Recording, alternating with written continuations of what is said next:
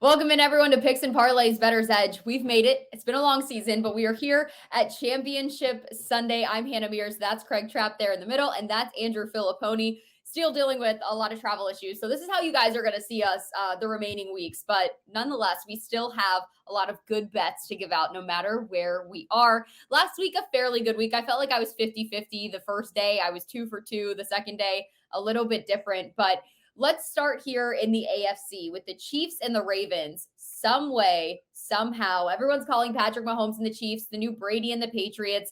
They're finding ways to win. Josh Allen and the Bills just could not get it done yet again. Can't take that next step into being what everyone thought they could be, a Super Bowl contender. So the Chiefs barely escaped, but yet they're here playing well in the playoffs. But can they take on this Ravens team that is seemingly just blowing everyone out of the water right now, Craig? Yeah, I thought last week we might see the Ravens take a little step back because of the rust. Taking a week off. It did not affect them one bit. And I guess when you run the ball and play off of that play, the great play action packs, and then you have that defense. That defense is flying around. I have to take the Ravens at home minus the points. I just think it's time for the changing of the guard, and the Ravens take the next step. I mean, the Ravens, if you look at what we've seen the last years, it's only been injuries that kept them back. They're finally got Lamar Jackson healthy. I'm taking the Ravens minus the points. I know betting against Patrick Mahomes was death last week and been death probably since he's been in the league, but I think it's finally the changing of the guard. We finally see Lamar Jackson knock him off. Pony, do you think the Ravens can get it done by more than a field goal? I did not expect this line when it opened at 3 to get bet up to 3.5 as fast as it did, Craig. I thought that 3 was the perfect number because it invited the action on both sides. You make it 2.5, too many Ravens bets come in. You get it to 3.5. I think it turns into a very pro Chiefs betting public. So I would expect, I haven't looked at the numbers here, but I bet if you look at the breakdown at the sports book, I'm sure they're getting more Chiefs bets than they are Ravens bets right now, which always has my antenna up in this situation.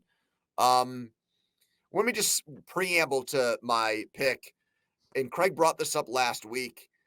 Last weekend was a very good week for live betting because it was 10-10 at the half between the Ravens and Texans. There was a lot of money to be made on betting Baltimore in the second half of this game. The line had come down. The first half was shaky for them, the way they looked offensively at the end of the second quarter. So I know a lot of people in the betting space that made a lot of money betting the Ravens in the second half. So wanted to put that out there.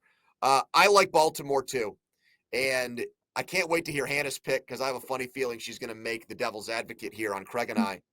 But there's a lot of evidence out there that this Ravens team is a historically good team. They have beaten more teams with a winning record to this point than any team in NFL history. They have 11 wins over teams with winning records. That's never happened before.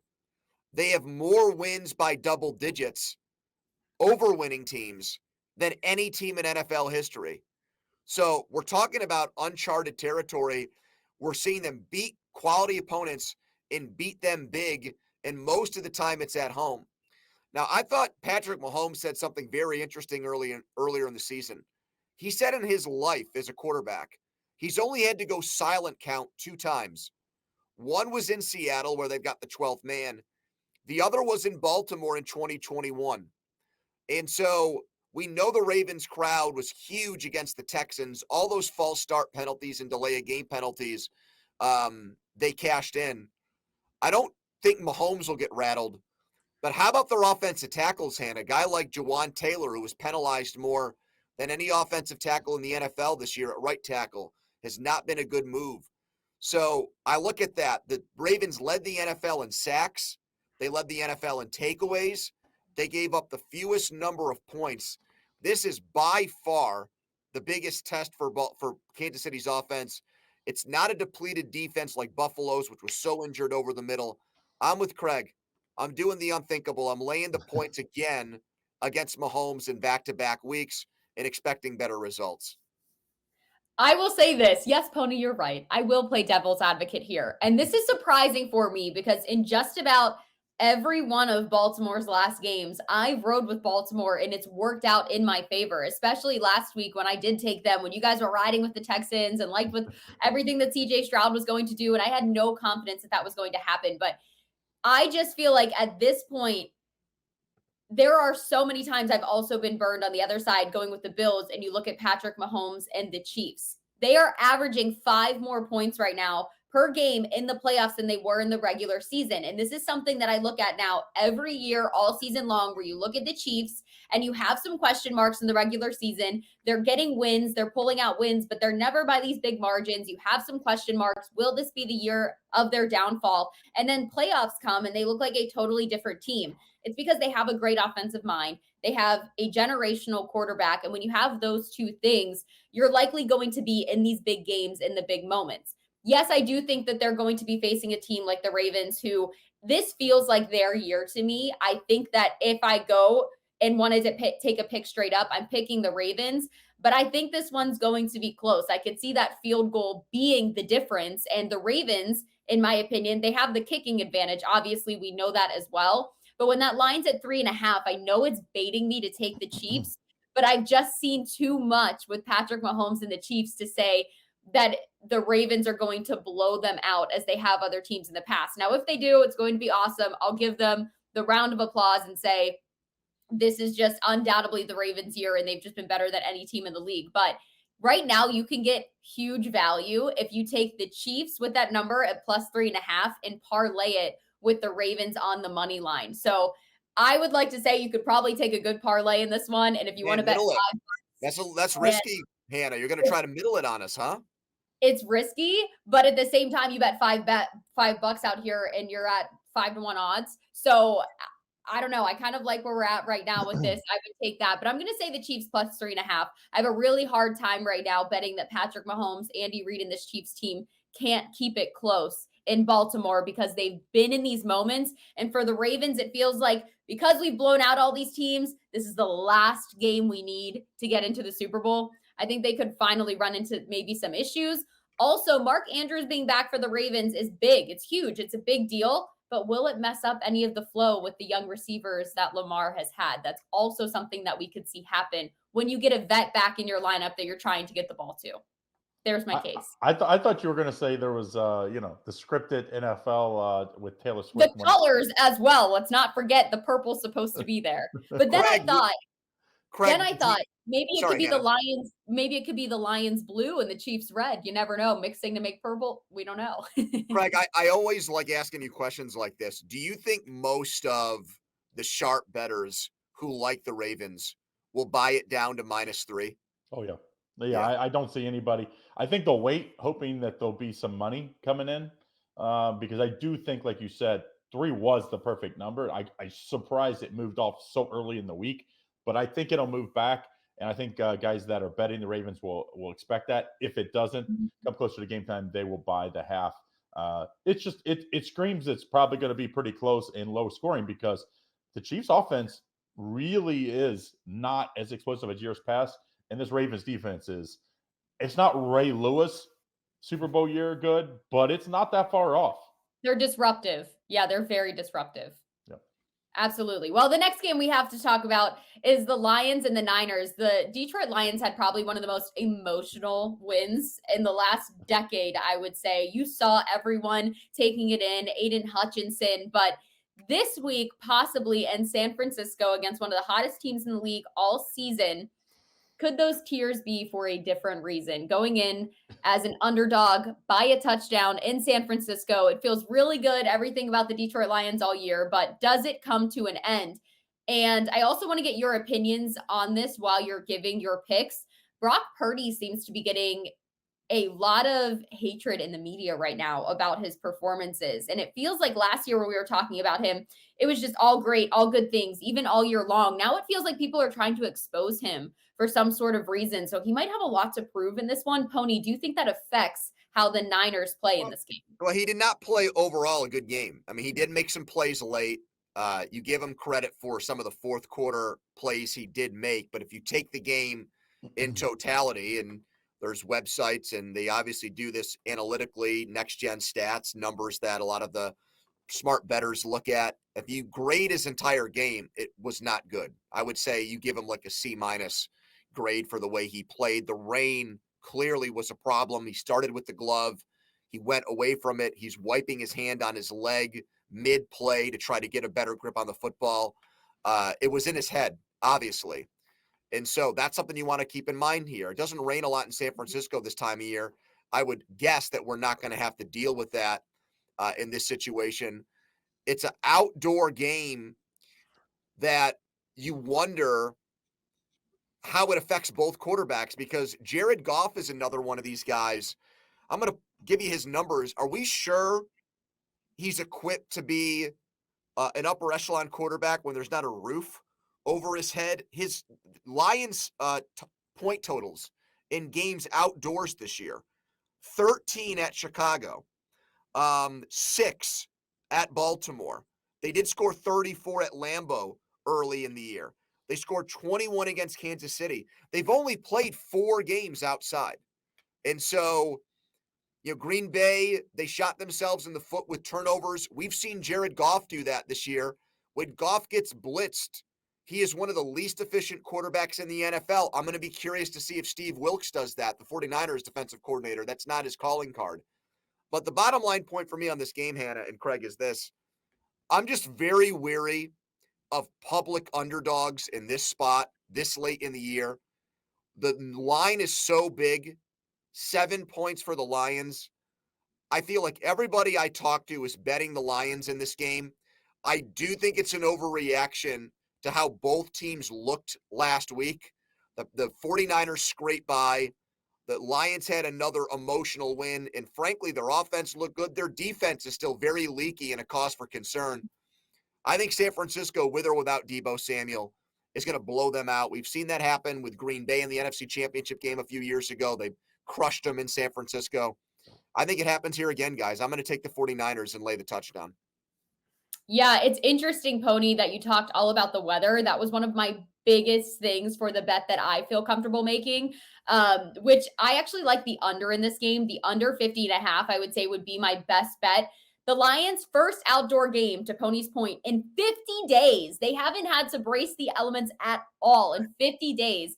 And to summarize Pony's points and statistics that he was giving, averaging 17.8 points per game in 5 games in open air stadiums, and then they're just over 30 in indoor stadiums. So those numbers, I would say, are very hard to ignore because they're so drastic to the performance level. So I'm going to say the Lions against one of the, don't forget, best defenses in the league, really good against the pass. The Lions are going to want to run the ball. I think they're going to have to run the ball in some situations because of San Francisco's defense. I think that's going to slow the game down. And then if Deebo is out, you're going to look at Christian McCaffrey's production.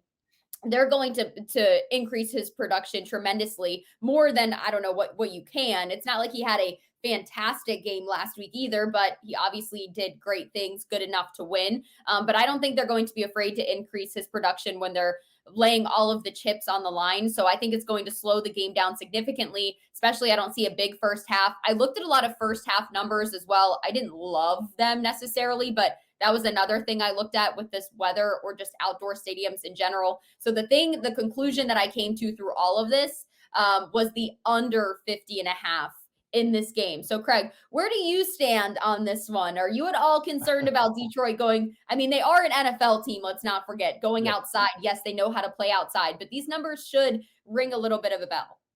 Well, if it was anywhere but in California, I think it would matter a whole lot more. Imagine if this team had to play in cold weather or something. But I don't really affect like that doesn't really bother me as much because it was such a small sample size this year. I think that could be a little overblown.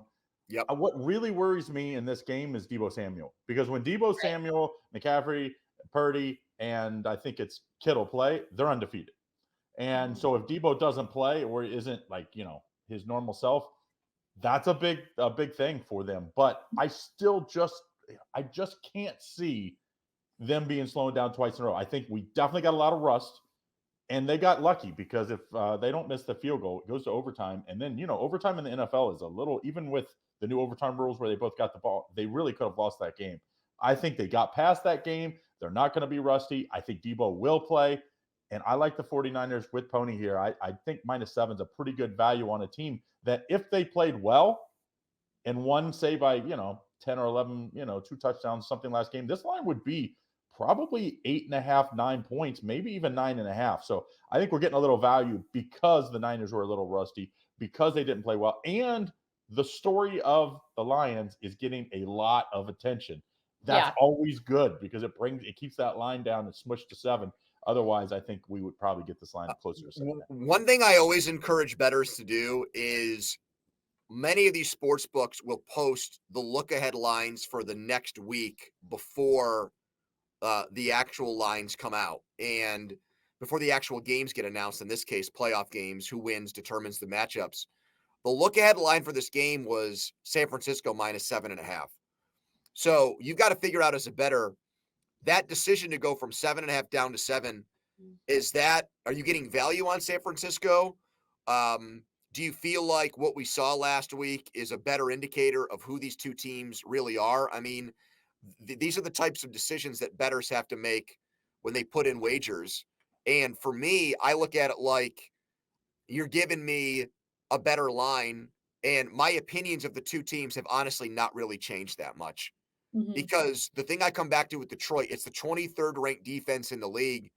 And I honestly see with both Tampa Bay and the Rams in their 2 playoff matchups, both teams moved the ball and didn't quote unquote score at will, but possessions that were efficient ones, were effective ones. And I think San Francisco, even with Purdy's shakiness if it's 53 degrees like it's supposed to be, Hannah, on one hand, that's good for Jared Goff. That's also good for Brock Purdy. So maybe they cancel each other out is how I see it. And in that case, I think the 49ers are still a much better team, much more complete team. And I don't think Purdy plays bad 2 games in a row. I just he's been so consistent this year. I also think Brock Purdy isn't the quarterback that has to blow. Like, he's getting compared to these elite quarterbacks because of who he's around and who the San Francisco 49ers are and who surrounds him on that offense. But the reason that team is good is because he just has to play mistake-free football and be sort of the navigator of that offense. He isn't the one like the Patrick Mahomes that has to put the team on his back. So if he plays a safe game, a lot of the times they win, and that's what they need to do.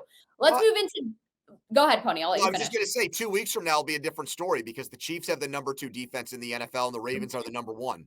Absolutely. So mistake-free football against those 2 teams, a much different story than against Detroit's defense. Absolutely. But it's a safe thing to say against a Detroit defense who, when you're saying is 23rd in the league, it's okay, just play mistake-free football and give the ball to your playmakers like a Christian McCaffrey, which leads me into my best bet, my best prop bet of the week. I will play this one here. I'm going to look at McCaffrey again, but not his rushing yards. I'm going to look ahead and think that this game plan is going to rely a lot on Christian McCaffrey in the passing game, because the Niners right now are probably preparing as if Deebo Samuel will not play. Now, it didn't seem like it was a significant injury, but it's painful is what the media is reporting right now. So if Deebo is not playing, he's not practicing at the moment on a Wednesday when we're recording this, Christian McCaffrey is going to be heavily involved. He is targeted a lot in every game. So right now his receiving total is just at 35.5 receiving yards.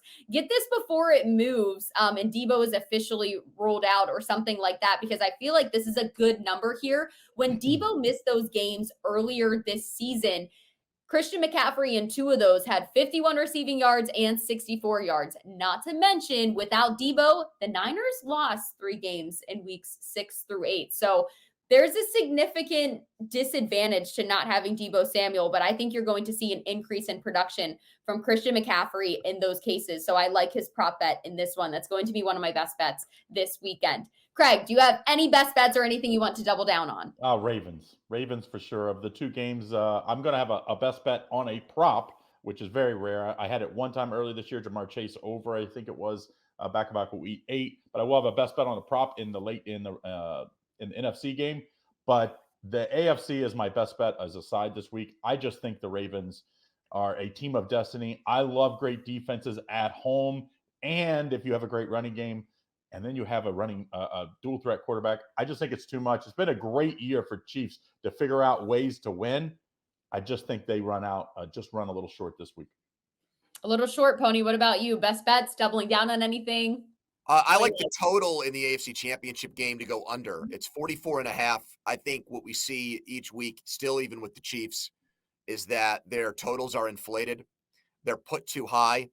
I think even more so now because we watched 50 million people watch their offense perform better in Buffalo. I think the novice bettor will look at that and not see the difference between what the Bills defense is currently and what Baltimore is going to bring to this game. And also, the other thing with the Chiefs is more running clock than in years past because they're going to run the ball a lot more. Pacheco, I think, will be a factor in this game. I think more short throws. And so running clock, we know Baltimore are going to run the ball a lot too. So I think that gets the game under 44.5. It seems lower because of the two quarterbacks involved in this game. Don't worry about it. Take the under in the Chiefs and Ravens AFC Championship game. Yeah, a lot of field goals, I think. A lot of field goals. Hey, Craig? Lots of field goals, I think, in that game.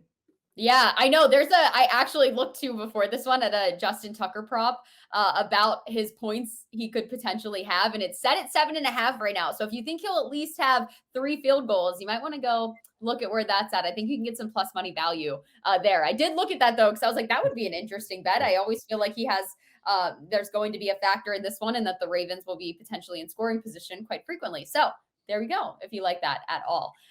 This is Picks and Parlays Bettors Edge. I can't believe we're already here at this point of the season where we're looking at Championship Sunday, but best of luck to all of our bettors. Thanks for following along with us all season. We really only have one more episode after this, so we appreciate you. And if you want more of our best bets, and specifically Craig has a ton that he posts over on the app, make sure you download the Picks and Parlays app.